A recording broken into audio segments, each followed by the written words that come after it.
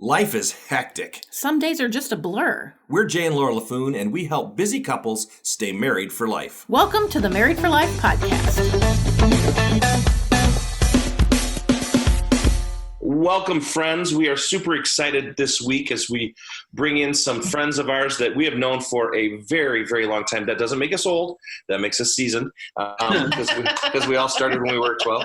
But Jim and Carol Shores, wonderful friends who have a drama group called Acts of Renewal. It's not a group. It's just two of them. Well, two's a group. It seems like we're so many more. That's right, because there's so many personalities. It does when you watch it. It does seem like there's so many more. They are super fun, super entertaining, and have great material on marriage. They are both professors at Asbury Seminary, and just so that tells you they're super smart. But welcome to the show, Jim and Carol. Thank you. Thank you. Happy to be here. Very good. Well, let's have our audience get to know you a little bit. Yeah, Jim and Carol, can you kind of tell us a little bit about yourselves, your family, and maybe how you guys first met? That's right. How did you fall in love?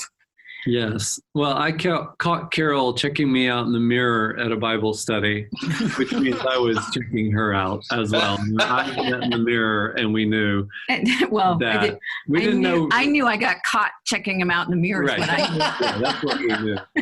I was wondering who this handsome guy sitting in the corner of the lobby of this theater during this Bible study, who he was, because he was really intriguing, attractive. And I thought he must be somebody's cousin or something. And then after it was over, I'm in the office because this was a little theater company in Houston, Texas. And I heard this voice, this singing voice. I said, "Who is that?" And I was told, "Oh, it's this new guy. He's auditioning for the company." And so I went out there with this girlfriend, and we were like down below the back part of the seating. There was like kind of like a semi-wall, and so we slowly, both of us had our heads rise up over it to check out who this was singing, and yes, that was him. And he, again, our eyes met, which was really awkward. But that was our first meeting, and then our first date, we went dancing. And how long did it take him to? How long did it take him to ask you out? 2 weeks. 2 weeks. 2 weeks. All right, good. Yeah, I was dating a bunch of other guys. Yeah. Some other guys off her list. Clear the decks before we can move on. She had to make space. But he had this little Datsun car that he camouflaged with paint. So it looked like this little camouflage car. And so we got to the end of the street in this thing. He goes to take a left, and the passenger door flew open. And I just went, "Whoa!" And I grabbed for the door, slammed it closed, and he just looks at me and he goes, "Yeah, it does that." It's like, it does that. That's the door. It was love at first sight. It was. And then he couldn't find his license or his bill to go dancing. We ended up crawling around on the parking lot, seeing if he dropped it. And the thing was, he was really embarrassed because it seemed like he was just like a scatterbrained, whatever, right-brained. Which I am. And I loved it. It just made me laugh. Because she is too. We just ended up talking for hours. I got rid of all the other guys because this guy was interesting and funny and spontaneous and creative and smarter than me. And Shucks. So we dated. We got engaged twice. Had a little dress rehearsal. And then after going to hell and back. Hold on. Who got engaged to? He broke up with me. I broke up with Carol. Oh, I got scared. Oh, you got scared? Yeah. Okay. But we got back together, and when we got back together, we'd actually gone through counseling, and we, were just much more prepared to be married and kind of understood really what we were getting into and the commitment that we were making. So it was a wise choice, though a painful choice at the time to break up. Sure. And then, when we got back together, we were a lot more prepared for. I just felt like, it was over 4 years we dated, we two engagements. And by the time we got married, there was this place where we knew what we were getting, the whole package. Yeah. And as much as the very things I described about him are still there today, you know, there was those days when I just wanted to whack him upside the head, and our differences and our, you know, communication issues and all those things could drive you insane. But that what I learned during those times, because we really believe in getting some help with your relationship or individual help with counseling when you need it, was just to stop thinking that this was the person that would fulfill me, that would be the answer would make up for all the pain I'd been through or childhood, whatever. But it was just him, and he was flawed and I was flawed. And we came together and accepted each other as we were. And real love, I think, bloomed out of that, the kind of love that can last a lifetime. There you go. There you go. So how long have you guys been married? 27 years tomorrow. Oh, happy anniversary. Happy anniversary, 27. The reason we say that is Or like that. we often forget our anniversary. We're so excited that we remembered. And that probably you're home. We experience that too. We're always working on our anniversary. So Yeah. oh, look, we have a free day. We could actually celebrate our anniversary. So he was on our 25th. He was in Edinburgh leading these students, similar to the trip we just took, but he was there and I was home. And every day we would talk, you know, what happened, tell me about it. And so on the 15th, August 15th, as usual, we talked a little bit and then Hung up, went on with our day. And both of us realized like the next day that it had been our anniversary. Yeah, I called her. She was like, "Did you know yesterday was our anniversary?" I was like, "Yeah, I remembered today." I was just like, I'm just so glad you didn't remember either. It all works. We don't have problems remembering our anniversary because Laura drops hints about gifts. You know, our anniversary's coming up, and this is what would be really This would be a good idea to get for our anniversary. So you guys met at a Bible study, and we met at a Braves baseball game. You guys are so much more spiritual than we are. You'd think, right? You would think, yeah. You know, see, those Bible studies are hotbeds for dating. You know, They really are. They really are. You got to be careful at who you look at in a mirror. So I have a question. As two creatives, Yeah. you know, two right-brain people, Yeah. how has that benefited your relationship and how has it been a detriment. been a detriment? Well, we've never argued in our life. Online. No, we, you know, I think for being two creatives, we have a lot of understanding for one another in terms of what tends to come with a creative mind. So being forgetful or being scatterbrained or having 5 thoughts at one time or suddenly getting all in with one idea and just like, oh, I'm going to devote my life to this idea I had 5 minutes ago. And so I think we understand and have mercy on each other. Yeah. But because we have some similar weaknesses, it can drive each other crazy. Right. So it almost depends on the day. And that's why there is just so much grace of God in our relationship.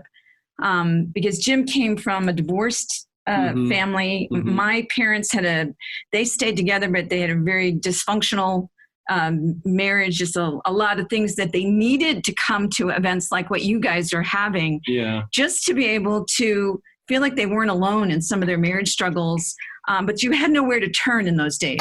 Talking things out or understanding how to have healthier communication. Like you just didn't know, and neither one had good role models themselves.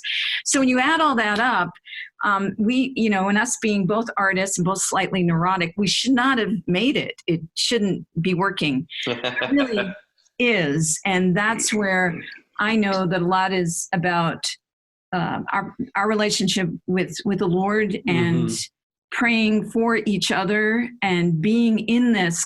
Jim had a great image years ago. He said, there was a point where I just decided that I was going to put my lot in your canoe. Like we were just climbing in and we were paddling together, and that means work. And that means sometimes one person works harder than the other. And sometimes it means that we're both working hard to get through the hard stuff, but we're both in there for the long haul. and it's not afloat. It's like, you got to Right. paddle, work. Sometimes you glide, that kind of thing. And so that's been true in our marriage, definitely. Yeah. So we are super excited that you guys are coming to our Grand Hotel event, our Celebrate Your Marriage conference, because you are so creative and you do you're so much fun. When you start doing your drama, how has that drama? I mean, I got to believe as two creatives, when you start really getting creative, as you're dreaming up new skits and new pieces, I got to believe that is one of the best parts of your marriage is those times where you're just running on all cylinders together. Is that the case? Yeah. There is nothing more amazing, astounding, honestly, than being on stage together, both operating in our gifts and talents, with God using what He gave us. It's kind of like we were dancing before the ark. David dancing before the ark. It's like we're doing that, and you feel God using it in various ways to connect with people in the audience, to connect with your hearts. You feel that the Holy Spirit is doing a work in people's lives. You don't know what it is, but you just know it's all connecting. Something's happening. And to walk off stage, to take a bow with my wife and walk off stage and be like, we just did that together as a team, as a married couple. It's amazing. It's pretty sweet. I think because we do so much, what we do is predominantly is comedy theater. So part of the gift that God's given us is just a great sense of humor and working off of each other, good chemistry. And so just having audiences laugh and having couples elbowing each other because they've lived what we're portraying on stage. They've had that argument. They can't believe we just said that thing that they've thought or they've actually said to each other. So oftentimes we'll get, did you have a microphone in our bathroom? We were talking about that this morning. And they'd go, but ours wasn't as funny as yours is. And we go, neither was ours. We get this question all the time. So Jay and Laura, how much of what you talk about on stage, your stories and stuff, how much of that is real life? And we always tell people, we live our life on stage. That's what we do. So how much, Jay and I have seen you guys several times, and you just described yourself as comedy theater. And for those listeners who are coming to our conference, that is the perfect description. You will be blessed by what they do. But how much of your vignettes, how much of that is born out of real life stuff for you guys? Yeah, it's not like we transcribe an argument or something like that. See, we do. But it's that. But I have to admit, there have been times I went, "Ooh, that's a good line." Yeah, that's right. Even though she was mad at me. But I think you can only write about what you know and what you live. And so there's an authenticity that we try to bring to, I think why sometimes we're funny is because it's honest. You know what I mean? And so there's, I think good comedy always has pathos underneath it of like, ooh, that's funny, but ooh, that's true. And I think, we live that. We're like any married couple. We have disagreements and miscommunications and get in arguments and get frustrated with each other. And we just try to be honest with that in terms of what we write and create. It's hard to know, like percentage-wise, what pulls from it's like sometimes as you ask that question, I'm going, well, there was a time when he had diarrhea in a diaper and all I had in my bag was diarrhea in a diaper? No, you. Not me. Make that clear. Our son. Yeah, sorry about that. Please clarify. I'm not that old. It's coming. I hope you're ready for it, but we're not there yet. So there's been times where we pull like bits and pieces, or there's some truth that we've learned that we may have the truth in a piece, but how we get there is not exactly how we personally got there. We create characters and situations. We pull a lot from people we've known. Like we'll just say this character's, what I've got in mind is this person we met, or so I guess I've never thought about the percentage. I think our journeys in life, things that have made us laugh, that are absurd, that are hilarious, and also that speak tenderly to our hearts are all kind of woven into those pieces that we create. I do have to say, we rarely write together. Usually one person writes, the other person reads it and gives critiques, and then the first person either cries or gets mad, and then or both. Yep. Yep, that's how we write books too. Yep, that's right. That's Like, what do you mean I'm not a genius? That's right. Jace is always, what do you mean that's not funny? It's not funny. Come And on, so it's don't try and hilarious. make it funny. I think it's our friend Ken Davis that says comedy is a gentle way to poke at human frailty, and I think It that is. is, we're all faltered, we're all imperfect, and one of my best quotes is that a sense of humor is the ability to laugh at oneself. It wasn't a quote you made up. It was something you read. I read, right? Yeah, I'm sorry. I know, it made it sound like one of your I was best trying to sound like a genius, but anyway.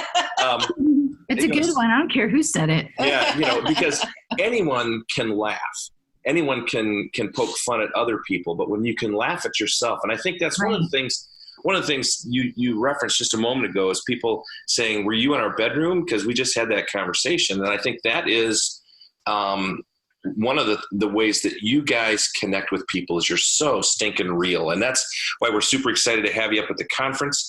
For those of you that don't know, Jim and Carol, Acts of Renewal, are going to be joining us this October at our Celebrate Your Marriage conference, and going to be making us laugh like crazy. And at the same time, they're going to help us learn a little bit more about relationships. So tell us, guys, how long have you've been married 27 years. How long is this idea of we can do this together? This is something that God's calling us to do, comedy theater together. How long have Acts of Renewal been around? Well, we would say our first national conference was a week before our wedding, which we don't recommend. And we didn't start off thinking of ourselves as doing comedy. That just sort of evolved out of who we are and how ideas that would come. We actually started off doing recovery theater, which was in the 90s. And because I had come out of an eating disorder and had gotten well and wrote a one-woman show about eating disorders, and it got aired on PBS, that kind of launched us forth. And so we were doing probably some more serious kind of stuff, but we kept finding that it was the moments when people could laugh that were most healing. Mm-hmm. And I just more and more, we found that our style grew into being writing about issues, finding the humor in the heart. And so we would find what would be just so funny. And then just like a moment later, there would be something we hit on where people would, it would move them. And so it wasn't so much as like, this is what we're going to do. It sort of just kept coming up, that style in the different pieces we would write for a wide variety of different conferences and groups. And then when we started like leading marriage retreats and being the speakers and weaving theater into the presentations, we found that same ability to have a sense of humor on our feet, to find the funny, yes, and to laugh at ourselves especially. God would just use it. It just disarmed people. You would see men who were just I don't know, waiting for us to clobber them over the head, suddenly relax, realize that we weren't out to get them. We were out to communicate just some things that could help make their relationship closer, sweeter, rediscover that first love that they had for each other. Yeah. And theater, because it's story, Jim does, I'll credit you with that quote. Jim has this quote where he says it, you say. Oh, well, theater circumvents the defenses of the heart.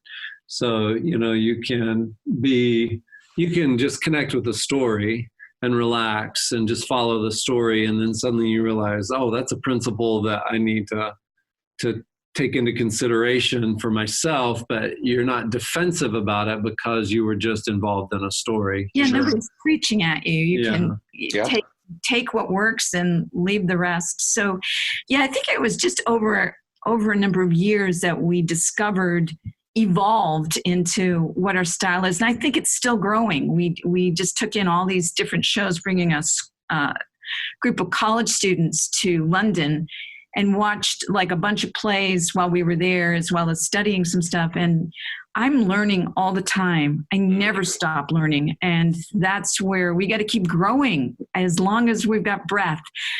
So that's what keeps it immediate, what we bring. So we say, whether you've been married 45 minutes or 45 years, our stuff connects because it is funny and fresh and real. That's right. That's right. So Jim, I got to put you on the spot real quick. What made you fall in love with Carol? Her sense of humor and her creativity. She just really enjoyed life and has a perspective on life that is, quirky and unusual, not unusual to me, but like she sees through things. She has great wisdom. And so she calls a spade a spade. She's like, this is what I see. And she has a penetrating vision of like, here's what's going on in this situation. And how she sees it is both true and wise, but also kind of absurd and funny. Sure. At the same time. And I was like, I'll just never be bored married to this person. So Carol, same question. I think, it was his heart.